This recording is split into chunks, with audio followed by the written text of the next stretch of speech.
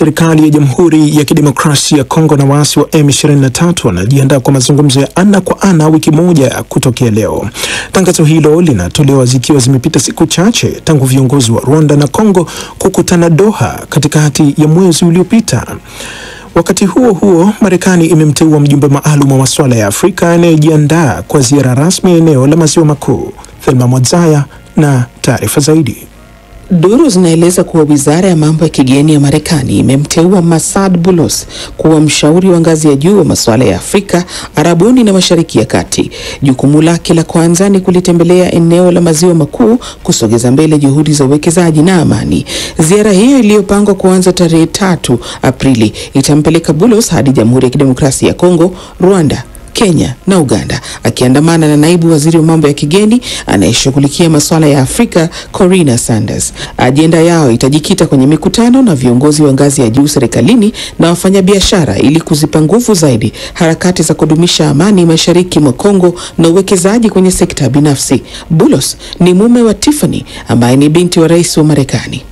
Wakati huo serikali ya Kongo na waasi wa M23 wanajiandaa kwa mkutano wa ana kwa ana ifikapo tarehe 9 Aprili hii. Mkutano huo utakuwa wa kwanza kufanyika moja kwa moja tangu wapiganaji wa M23 kuiteka miji miwili mikubwa ya eneo la mashariki kwenye mashambulizi yaliyowaua maelfu na kuwalazimu mamia kuyakimbia makazi yao.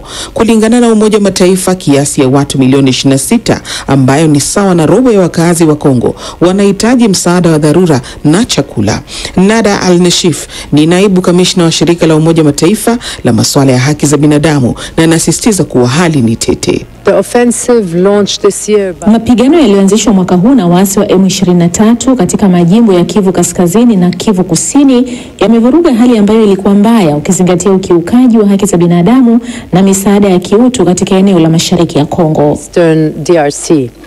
Umoja wa Mataifa unaosisitizia umuhimu wa jamii ya kimataifa kutoa kauli kali za kusitisha mzozo wa Kongo. Itakumbukwa kuwa rais wa Jamhuri ya Kidemokrasia ya Kongo Felix Tshisekedi na mwenzake wa Rwanda Paul Kagame walifanya kikao cha ghafla mjini Doha Machi 18 na Emir wa Qatar. Yote haya yakiendelea, Ufaransa imechukua usukani kuliongoza Baraza la Usalama la Umoja wa Mataifa kwa mwezi huu wa Aprili. Balozi wa Ufaransa katika Baraza la Usalama la Umoja wa Mataifa Jérôme Bonafont atakayekuwa rais wake kwa muda alibainisha kuwa swala la Kongo kama mizozo mingine linapewa kipaumbele. Donc oui, le Conseil de sécurité va devoir... Kwa hiyo ndio Baraza la Usalama litachukua hatua na kuendelea kufanya kila linalowezekana kuhusu mzozo wa DRC. Très sérieuse sur la République démocratique du Congo. Ifahamike kuwa Rwanda inakanusha kuwaunga mkono waasi wa M23 na kushikilia kuwa majeshi yake yamekuwa yakiwajibika mipakani.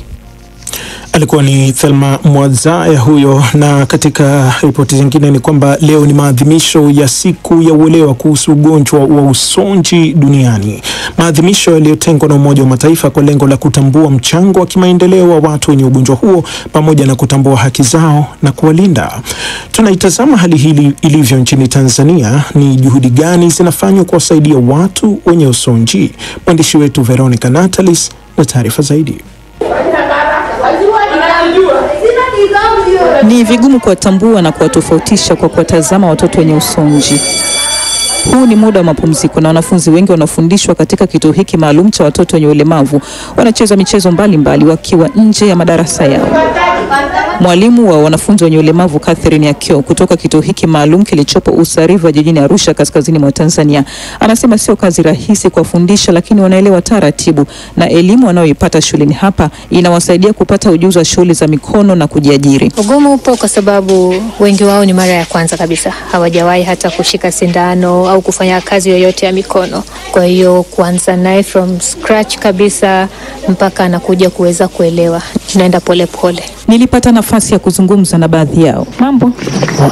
Unachora picha nzuri. Nani amekufundisha?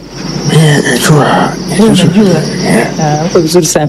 Kwa hiyo hii ni nini uliochora? Ni nini? Chui. Chui. Aha, hongera, unachora vizuri sana. Nasoma art class. Kusoma, kufanya kazi za mkono mabustanini, Kwa unajua kupika vyakula gani mpaka sasa?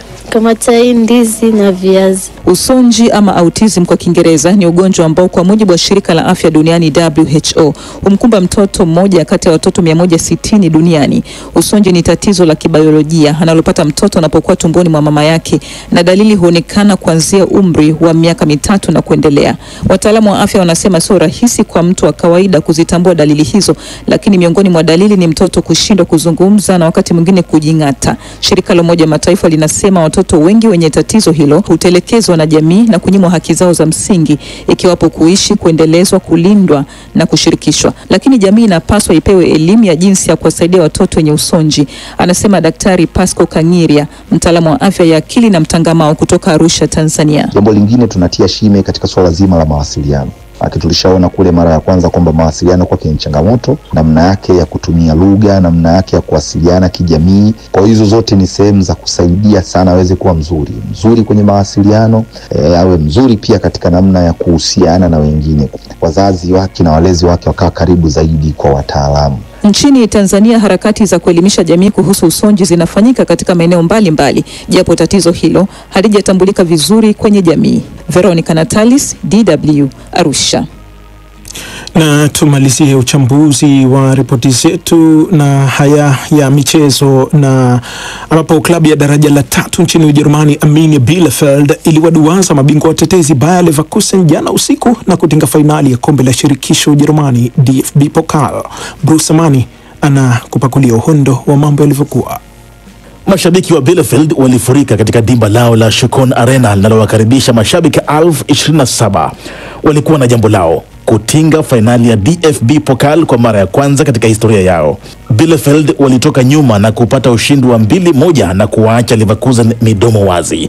Beki Jonathan Tah aliwatanguliza Leverkusen, lakini Bielefeld wakarudisha kupitia Marius Vöhl dakika 3 baadaye, na kisha Maximilian akapiga la pili.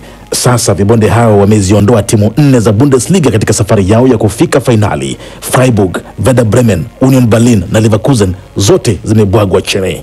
Kocha wa Bielefeld Mitch Kniat alikuwa na tabasamu kubwa baada ya kipenga cha mwisho kupulizwa. Yeah, it was amazing. I'm very proud of... Ndio, inafurahisha sana. Ninajivunia sana timu yangu. Walicheza vizuri sana. Ilikuwa mechi ngumu, lakini sasa inabidi tu kusherehekea mechi hii kubwa. Naye kocha wa Leverkusen Xabi Alonso alikiri ulikuwa usiku mrefu kwao. Yeah, I would say that today we missed a lot of things. Ndio, leo tulikosa mambo mengi. Haukuwa mchezo mzuri. Nafikiri kwamba hatukustahili kuwa katika fainali kwa sababu Arminia walikuwa bora kuliko. Tulikosa ubora kwa mchezaji binafsi na kama timu hatukuwa na nguvu. Kulikuwa na mambo mengi sana ambayo hayakuturuhusu kucheza vizuri na hatukustahili kuwa katika fainali. We didn't deserve to win the final. Bielefeld wanakwenda Berlin Mei 24. Mpinzani wao atajulikana leo usiku kati ya Stuttgart na RB Leipzig. Nchini Uhispania pia kulikuwa na kizaza ambapo Real Madrid ilijikatia tiketi ya kucheza fainali ya kombe la mfalme Copa del Rey. Hii ni baada ya kutoka sare ya mabao 4-4 na Real Sociedad katika mechi ya kukata na shoka jana usiku. Nusra Madrid wafungashia virago, lakini wakapenya kwa jumla mabao 5-4 baada ya mikondo miwili. Sasa Real Madrid watajua mpinzani wao leo kati ya Atletico Madrid na Barcelona. Katika Premier League, kocha wa Manchester United Ruben Amorim amesisitiza kuwa hatopewa muda wa kutosha kuliokoa jahazi. Timu yake ilipata kipigo kingine dhidi ya Nottingham Forest, na aliyewafunga bao pekee la ushindi ni mchezaji aliyeuzwa na United, Anthony Elanga. United wako nafasi ya 13 kwenye msimamo wa ligi. Forest wao wamesogea karibu na kandanda la Ulaya msimu ujao. Wako nafasi ya 3 na wametanua mwanya kati yao na nambari 6 Newcastle hadi pointi 10. Arsenal nao wameendeleza shinikizo kiasi dhidi ya vinara Liverpool kwa kupunguza mwanya hadi pointi 9.